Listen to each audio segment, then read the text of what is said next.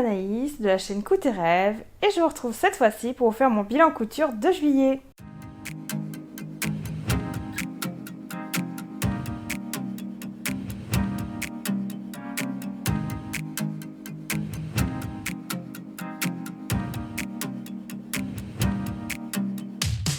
On va commencer tout de suite avec ce que je porte actuellement. C'est le top Jacqueline des Bobines Pattern qui va jusqu'au 56 et que j'ai cousu en 54 sans aucune modification pour le moment. J'ai fait ma toile il y a quelques mois et entre temps je ne l'ai pas cousu parce que j'avais pas de tissu à la bonne longueur. En fait j'ai que des coupons de 2 ou 3 mètres et comme il faut 1,50 m pour le coudre, j'avais pas envie de couper un coupon de 3 mètres en deux et qu'il me reste 1,50 m. Parce que j'ai rarement des projets qui font 1,50 m. Et si j'utilisais un coupon de 2 mètres, il me restait 50 cm. Et qu'est-ce que j'aurais fait avec? J'avais pas envie. Donc là, c'était les soldes. Et j'ai trouvé ce tissu à pois chez RL Tissu. Il était en promo, donc ça tombait bien. Et je me suis dit que ça irait bien avec le projet. J'avais envie de quelque chose un petit peu pin-up. Comme vous pouvez voir avec ma coiffure du jour, j'ai essayé de jouer le jeu à fond.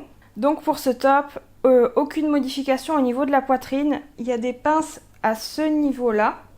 Donc c'est vachement pratique pour les fortes poitrines. En tout cas, moi j'ai trouvé. Parce que d'habitude, sur les autres tops que j'ai cousus, tous, et j'en ai cousu 3 ou 4, ça baille à ce niveau-là. Et là, c'est pas le cas. C'est bien plaqué. Et donc j'en suis très contente pour ça. Le décolleté, je trouve très joli avec le passepoil. Donc je sais pas si vous pouvez voir, j'ai mis du passepoil blanc à ce niveau. La parmenture, elle est cousue d'une façon différente de ce qu'on a l'habitude et comme ça, il n'y a aucune couture qui dépasse. On nous propose de faire des coutures anglaises, ça je suis fan. Donc à l'intérieur de ce top, il n'y a quasiment rien qui dépasse à part les bretelles. Et d'ailleurs, si vous me suivez sur Instagram, vous avez peut-être vu que ce top, je l'ai cousu en live sur Twitch. Si vous connaissez pas Twitch, c'est une plateforme qui vous permet de diffuser en direct et de discuter avec les personnes qui regardent via un chat. Et j'ai trouvé ça vachement sympa, on a bien rigolé, je l'ai cousu en 2 fois. Par contre, c'est vrai que quand on coud en discutant, c'est vachement agréable, ça c'est sûr. Si j'ai besoin de conseils, je demande, on me répond. Enfin, l'ambiance était top. En tout cas, pour ma part, j'ai adoré. Ce qui fait que j'ai cousu ce top du début à la fin, quasiment, sauf l'ajustement des bretelles sur Twitch. Vous avez un replay si jamais vous l'avez pas vu. Et je me demandais d'ailleurs si jamais ça vous intéressait que je mette ces vidéos sur YouTube, sachant qu'elles font 3 heures chacune pour le moment. Donc les prochains, je sais pas combien ils vont durer, mais c'est possible que ce soit aussi long, sinon plus. Donc n'hésitez pas à me dire. Et du coup, pour ce top, au niveau des bretelles, normalement ça s'attache de façon classique, comme des bretelles de soutien-gorge ou de top. Pour moi, c'était pas pratique. Je trouvais que les bretelles tombaient, même si je les resserrais. Et du coup, j'ai choisi une autre façon de les attacher. J'ai fait un V. J'ai essayé de les croiser. Je me suis posé la question de faire des nœuds sur les épaules, mais finalement, je trouvais ça pas très pratique. Finalement, donc, j'ai fait un V. Et là, je sais pas si vous avez vu, du coup. Et là, au moins, les bretelles, elles tombent pas. C'est bien tenu. Je trouve ça très pratique. Donc, comme vous avez pu le voir, au niveau du dos, c'est un élastique. Donc, pour pouvoir ajuster à chaque morphologie. Donc ça, j'ai bien aimé aussi. Après l'euphorie d'avoir dit, pour une fois, ce top, il tombe trop bien, c'est génial. Maintenant, j'ai quelques petits reproches à lui faire. Mais c'est pas le seul. En fait, je me rends compte que ça arrive sur beaucoup de hauts que je couds. Ils pensent à faire des pinces pour la poitrine. Donc, c'est-à-dire qu'il y a du volume au niveau de la poitrine. Mais à chaque fois, mon top sur le devant, il remonte. Alors que dans le dos, il est à la bonne hauteur. Devant, ça va pas. Donc je sais pas si ça vous le fait à vous aussi. Je sais qu'il y en a certaines, dont ma copine Chantal, coucou, au Mille Merveilles. Elle me dit qu'elle rajoute de la longueur à chaque projet dès le départ en fait. Donc c'est une question que je me posais, comment ça se fait qu'on pense à ajouter des pinces pour le volume mais pas la longueur. Donc est-ce que c'est moi qui suis mal fichue ou est-ce que c'est les patrons où ils pensent pas à rajouter de la longueur par rapport à la poitrine? N'hésitez pas à me donner votre avis, ça m'intéresse beaucoup. Je continuerai à coudre sans souci les tops et les hauts qui ont ce problème-là. C'est vrai qu'il faudrait que je pense à rallonger sur le devant. Et là sur celui-là c'est flagrant, c'est vraiment très long derrière, très court devant. Et je pense que je vais recouper en fait pour que tout soit à la même hauteur que le devant. Je pourrais très bien laisser comme ça, je sais qu'il y a des gens que ça choque pas, mais maintenant que je couds, que j'essaye d'ajuster, j'aime que ça soit le mieux possible, le mieux fini et le meilleur tombé. Donc je pense que je vais tout recouper pour que ça soit bien droit devant et derrière. Donc j'en ai fini de vous parler de ce petit top Jacqueline. Ah, je rajouterai aussi que j'ai trouvé les explications au niveau du livret un peu légères. Pour moi, ça mérite un petit peu plus de précision. Alors je sais qu'il y a des tutos vidéo qui sont faits par Ziastim, mais il y a quand même des choses où j'ai discuté avec d'autres couturières, par exemple avec Cathy Créa Couture, et on comprenait pas de la même façon le montage de la parmenture. Donc c'est quand même que c'est pas hyper clair. Mais c'est la seule chose que j'ai à dire. Après, on y arrive, hein. Elle y est arrivée, j'y suis arrivée, sauf qu'on n'a pas la même finition. Mais sinon, je trouve que c'est un très bon top pour ma morphologie, et je le referai. Et j'aimerais bien peut-être le refaire en broderie anglaise. On verra ça une prochaine fois. Pour Twitch, si jamais vous voulez me rejoindre, je vous mettrai le lien en barre d'infos. Sinon, vous pouvez le retrouver dans ma biographie Instagram. Vous avez le lien direct aussi. Donc n'hésitez pas, c'est gratuit. Il y a juste un petit compte à créer, comme tous les comptes, en fait, juste le mail et un mot de passe, et c'est fait. Puis si vous n'y arrivez pas, vous pouvez toujours m'envoyer un message, soit sur Instagram, Facebook, par mail, comme vous voulez. Donc ça, c'est la dernière chose que j'ai cousue ce mois-ci. Du coup, je vais faire dans le sens inverse.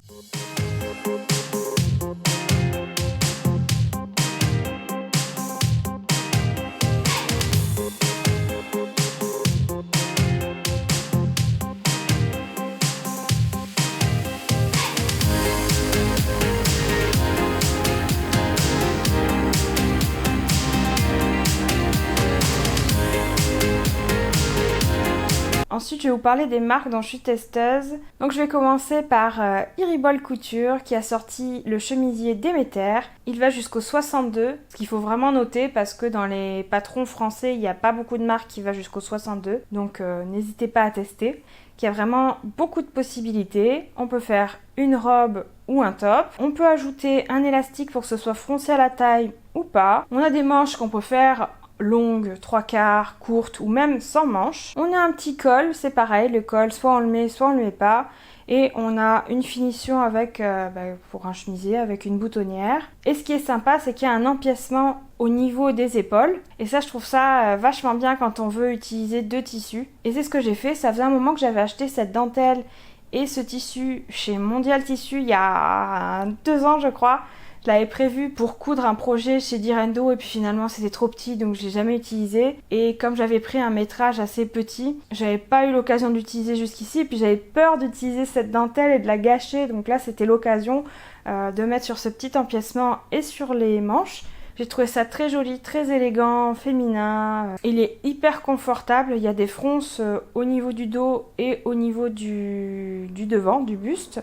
Donc ce qui fait qu'il n'y a pas de pince. Mais c'est très confortable. Pour la longueur, cette fois-ci c'est nickel. Pas de difficulté particulière. Par contre, au niveau des boutons, en fait, les boutons qui étaient assortis à ce tissu, comme c'était pour un autre projet, j'en avais pris que 4. Et du coup, 4 pour un chemisier, c'est pas suffisant pour fermer le devant.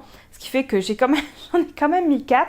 Mais aux endroits où il n'y a pas de boutons, il faut que je rajoute des pressions à coudre. Comme ça, mon chemisier s'ouvrira pas. Mais sachez que je l'ai déjà porté sans avoir posé les pressions à coudre. Et j'ai pas eu de soucis, ça s'est pas ouvert. Enfin, je pense que j'ai fait attention.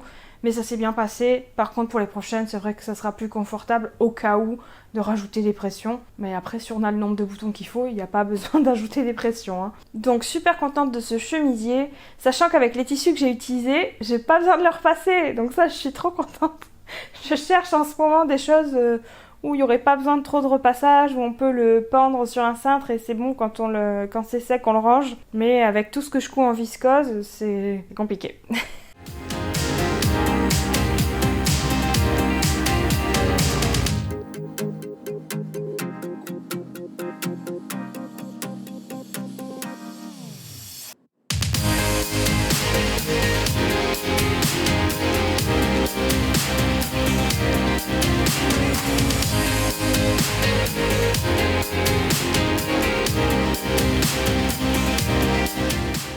ensuite on va passer à Comme une fleur qui a sorti la robe ou le top Mookie qui va jusqu'au 56 et que j'ai fait en robe cette fois-ci.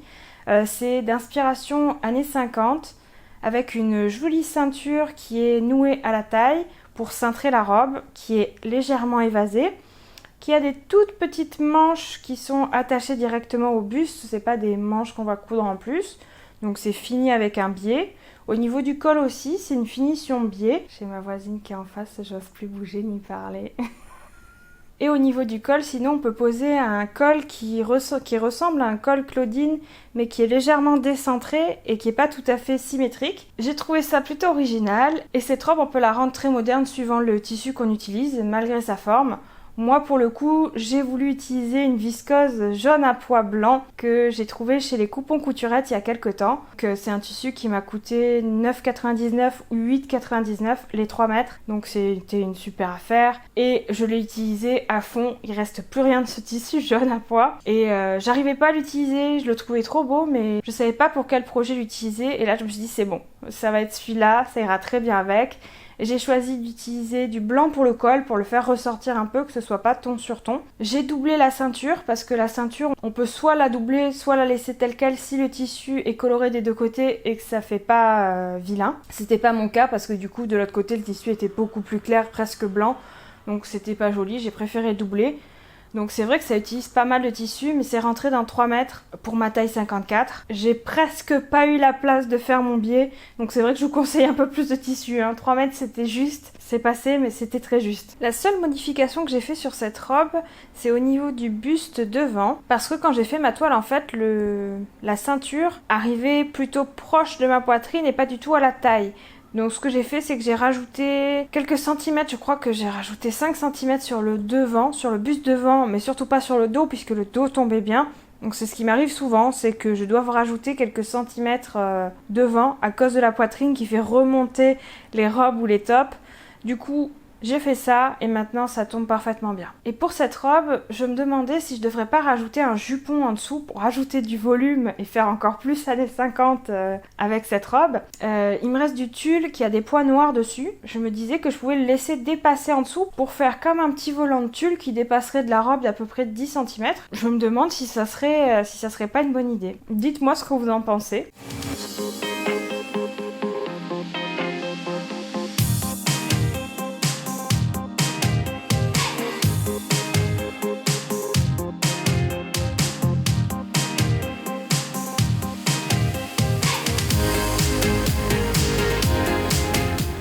Ensuite, vous l'avez peut-être vu dans ma vidéo où je vous parle de Mods for You, j'ai cousu la robe Isée de chez PM Pattern qui va jusqu'au 52. Et là, si vous avez retenu ma taille, qui est du 54, vous devez vous dire, mais soit elle a agrandi le patron, qu'est-ce qu'elle a fait pour coudre du 52 alors qu'elle fait du 54? Alors écoutez, je sais pas, c'est que PM Pattern, ça fait plusieurs modèles que je couds de chez eux. Je les ai cousus quand je faisais du 52, donc c'était ma taille, c'était bon.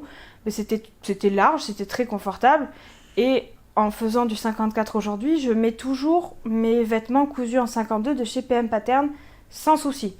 Donc comme c'était des modèles que j'avais déjà cousus, que ce soit pour Sun ou pour Isée, je sais qu'ils me vont même en 52. Donc les mesures du vêtement fini sont bonnes, ça passe sur moi.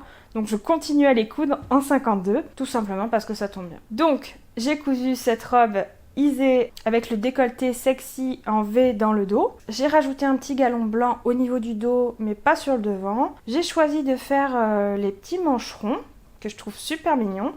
Et cette fois-ci, par rapport à la précédente, j'ai rajouté les épaulettes, ce qui conseille pour avoir du volume. Ce que j'ai modifié aussi, c'est la longueur de la robe parce que avec toutes les photos que j'avais vues, ça me paraissait plutôt court. Et j'ai rajouté 2 cm et demi, c'était pas ce que j'aurais voulu en ajouter un peu plus, mais malheureusement comme la laisse du tissu était plus étroite que ce à quoi je m'attendais, j'ai pas pu le rentrer dans 2 mètres. Donc j'ai rajouté que 2 cm et demi. Cette robe entre temps je l'ai portée, je l'ai mise à l'épreuve. Effectivement, comme certaines me l'avaient dit, vous aviez raison mesdames, en portant avec la ceinture, ma petite ceinture blanche, ça fait remonter la robe quand je marche. Et comme en plus je porte des shorts pour pas avoir les cuisses qui frottent sous les robes, et la matière fait que ma robe remonte. Donc je l'ai porté la dernière fois avec la ceinture, j'étais très mal à l'aise parce que ça remontait, j'étais obligée de la tenir pendant que je marchais. Et en plus avec mon sac à main que je portais en bandoulière, et c'est pareil, ça frottait sur le côté et ça faisait remonter ma robe sur le côté. Donc ça, pas génial. Donc ensuite l'après-midi j'ai abandonné, j'ai enlevé la ceinture et ça a été beaucoup mieux. Ça a été beaucoup mieux. Donc je pense que je la porterai surtout pour aller à la plage ou quand il fait très chaud. Sans la ceinture, c'est très bien. Mais en ville avec la ceinture, non, je serais pas à l'aise. Mais cette robe, elle fait quand même partie de mes patrons favoris et j'ai envie de la refaire en broderie anglaise. Donc vous allez vous dire, bon, elle veut faire ce top en broderie anglaise, la robe en broderie anglaise, ça fait beaucoup. Ouais, mais de toute façon, je sais pas quand je la ferai. Donc on verra d'ici là, peut-être que j'aurai changé d'avis. Mais j'ai un petit crush sur la broderie anglaise en ce moment. Même si le temps s'y prête finalement pas, parce que je sais pas chez vous, mais un coup c'est la canicule, un coup il pleut pendant 2 semaines, un coup il fait chaud. C'est un été particulier cette année.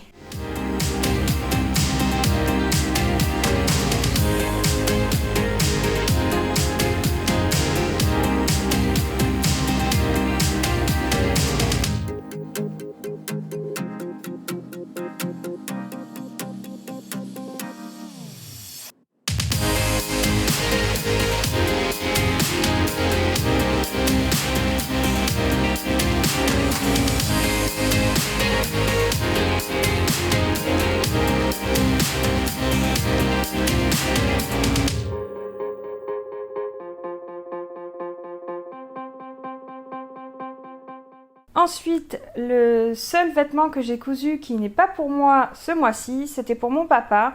J'ai cousu le polo William de chez Mounassou qui va jusqu'au 58 et que j'avais déjà fait pour mon chéri. C'était nickel, j'avais adoré le patron, la simplicité des explications, mais les finitions au top. En plus, vous avez une vidéo pas à pas, donc à chaque fois, je regarde, je mets pause, je fais mon truc, je mets pause, je relance. Je trouve ça vachement bien. Je l'ai cousu avec une maille polo que j'ai trouvée chez Diffuslaine et j'ai trouvé des boutons assortis bleus avec des encres parce que, pour l'anecdote, mon papa il adore les bateaux, donc ça collait très bien. Et j'étais super contente parce que le premier que j'ai fait pour mon chéri, il y avait un tout petit souci au niveau de la patte de boutonnage. Il y avait un tout petit pli, bon ça se voit presque pas, mais moi comme je le sais, je le vois. Et ça me plaisait pas. Et là donc j'ai fait super attention pour bien cranter où il fallait, pour que la pâte se place comme il faut. J'étais très fière de moi et j'étais super contente. Et en fait, c'est trop petit. Donc là, je pense que c'est la prise de mesure qui était pas bonne parce que quand on lui a pris les mesures, c'était pas avec un mètre de couture, vous savez, c'est avec un mètre pour mesurer les meubles, pour mesurer les murs, les choses comme ça. Donc peut-être que ça n'a pas été très bien pris. Du coup, c'est légèrement trop petit. Il le passe mais il n'est pas à l'aise avec, donc je vais le refaire une taille au-dessus. Cette fois j'ai pris un autre bleu parce que celui-ci était plus en stock, donc j'ai pris un bleu plus clair. Mais dès qu'il y aura du bleu marine en stock, je rachèterai. Il me manque 30 cm pour pouvoir refaire un polo parce qu'il manquait juste à placer les manches.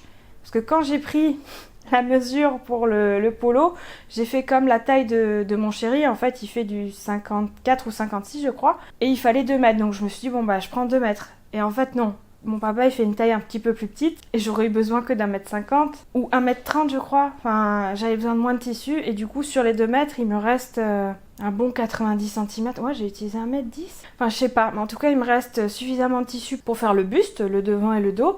Il manque juste les manches. Donc les manches il me faut 30 cm et c'est bon, je peux refaire un polo bleu marine. Donc je vais attendre que ça revienne en stock et puis comme ça lui fera 2 polos. Et ce qu'il m'a demandé aussi c'est de lui rallonger les manches parce que les manches du polo de chez Mounassou elles sont plutôt très courtes et il a l'habitude d'en porter des plus longues, donc ça pour la prochaine fois je ferai des plus longues. Ce qui m'a fait remarquer aussi c'est que comme elle nous fait mettre du thermocollant au niveau du bracelet de manche, pour lui ça serrait trop, donc je pense que la prochaine fois je mettrai pas de thermocollant et je poserai mes bracelets de manche comme ça. Sinon, je suis vraiment, je me répète, ravie des finitions de ce polo et de la facilité à le faire en fait avec les explications. Donc il me semble que c'est tout ce que j'ai cousu ce mois-ci. Je trouve que c'est déjà pas mal.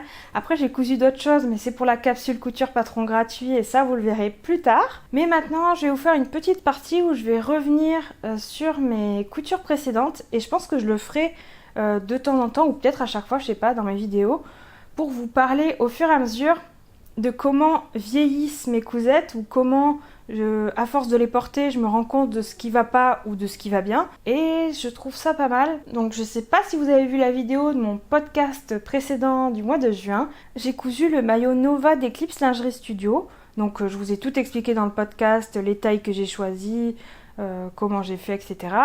Mais maintenant, une fois que je l'ai porté dans l'eau, parce que du coup j'ai pu le tester hier dans la piscine de mes parents, et donc je me suis rendu compte que la culotte, même si quand je la porte comme ça elle va très bien, dans l'eau elle tient pas. En fait l'élastique au niveau de la taille ça tombe.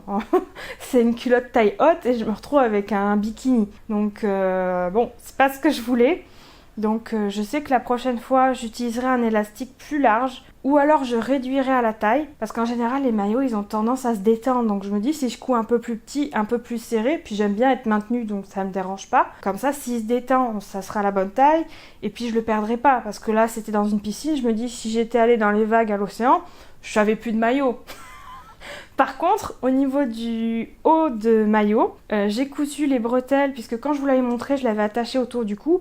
J'avais pas encore attaché les bretelles qui allaient dans le dos. Donc ça permet de faire un nœud sur les bretelles, de les porter croisées ou droites. Donc je trouve ça bien de pouvoir changer, ou même autour du cou si on a envie. Mais autour du cou, quand on a une forte poitrine, je trouve que ça fait mal. C'est lourd à porter. Et ensuite, les nœuds, j'ai trouvé que c'était pas pratique à poser une fois qu'on porte le maillot, à faire le nœud. C'est pas pratique à serrer. Donc ce que j'ai fait, c'est que j'ai serré les nœuds avant de passer mon maillot.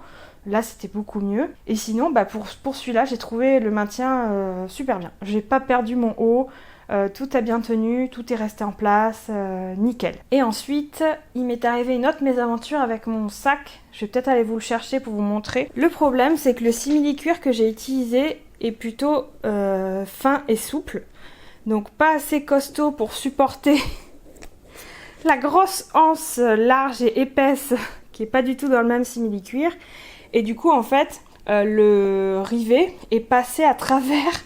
Et du coup, j'ai perdu ma anse ce matin. Donc après, je l'ai quand même bien utilisé. Là, il y a mes affaires dedans. Je m'en sers régulièrement. Donc je pense que c'est soit la faute du simili-cuir qui est trop fin et légèrement extensible en fait. Donc je me demande si je vais refaire des trous et peut-être percer directement à l'intérieur, même dans mon tissu. Comme ça rajouterait une épaisseur. Peut-être rajouter encore du thermocollant. Parce que celui-là a l'air solide. Celui-là, il tient bien. Mais je sais pas ce qui s'est passé de ce côté. Ou alors, je pense qu'il faut que j'achète des vrais rivets parce que ça, c'est des vis Chicago. Je vous en avais parlé dans mon podcast spécial sac. Et quand c'est épais, c'est nickel. Quoi, ça tient bien. Mais quand c'est fin, c'est peut-être pas le top. Donc, je réfléchis à peut-être investir dans les rivets, la pince à rivets, etc. pour mes prochains sacs. Donc c'était tout ce que j'avais à vous dire sur les retours pour les cousettes précédentes. Je le dis pas assez souvent, mais pensez à vous abonner, à laisser un petit pouce bleu, peut-être même un commentaire. Puis n'hésitez pas à me retrouver sur les autres réseaux sociaux, tous les liens sont dans la barre d'infos, ainsi que les patrons que j'ai cités, vous retrouvez tout dans la barre d'infos. Je vous laisse ici pour cette fois et je vous dis à très vite.